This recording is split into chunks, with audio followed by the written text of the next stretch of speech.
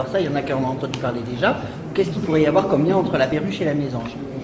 Là, vous avez pu voir sans doute que dans vos villes et dans les villes partout en France, il y a des populations de perruches qui vivent à l'année maintenant, qui s'installent dans nos arbres, vous les voyez passer, elles sont vertes, elles ont un bec très rouge, elles sont très belles. Simplement, il faut se dire qu'il y a 30 ans, elles n'auraient pas pu vivre là. Elles habitaient sur les Ramblas et elles y étaient bien. C'est de là qu'elles se sont échappées et qu'elles ont colonisé en fait toute l'Europe parce qu'ils ne gèlent plus. Ils ne gèlent plus assez pour déranger ces perruches. Et donc elles sont en train de prendre une niche écologique d'autres oiseaux qui vivaient là parce qu'elles se sont plus adaptées aux nouvelles conditions. Donc ça, c'est un signe du dérèglement climatique qu'on a nous sous les yeux parce qu'on voit des espèces tropicales ou subtropicales qui commencent à être adaptées.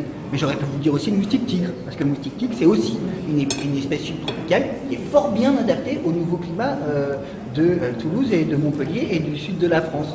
Donc, et la mésange, si je parle de la mésange, c'est aussi parce qu'on a des problèmes de biodiversité liés à la remontée du front climatique. Vous voyez, il faut dire qu'il y avait une température moyenne qui était au sud de la Loire et qui est à peu près le gradient thermique. Et cette température moyenne, c'est-à-dire là où il fait un peu plus chaud, vous voyez, il fait meilleur au sud de la Loire qu'au nord de la Loire en France, ben, elle est en train de remonter.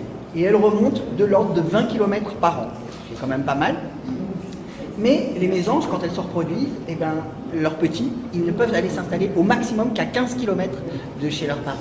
Et donc vous voyez qu'une qui serait née au mauvais endroit, c'est-à-dire tout près de la frontière climatique, eh ben, malheureusement, elle ne va pas réussir à rattraper le changement climatique et donc elle risque de disparaître parce qu'elle n'a pas la ressource d'adaptation en fait en tant qu'espèce face à la vitesse du changement climatique. Et ça, c'est un véritable problème auquel on doit faire face, c'est que le réchauffement climatique, ça a déjà eu lieu sur la planète, mais jamais à ce rythme-là. Et à ce rythme-là, on voit bien qu'il y a un certain nombre d'espèces qui ne peuvent pas s'adapter et qui donc vont disparaître fatalement. Ce qu'il ne faut pas oublier, c'est que nous, on est aussi une espèce, que la biodiversité, c'est pas le truc qu'on regarde de l'extérieur, hein. C'est nous, la biodiversité, c'est ce qu'on mange, c'est là où on vit, c'est l'air qu'on respire.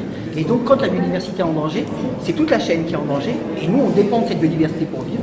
Donc, c'est pas juste pour protéger les mésanges. Si on s'inquiète des mésanges, c'est parce que ça nous inquiète beaucoup sur notre sort à nous.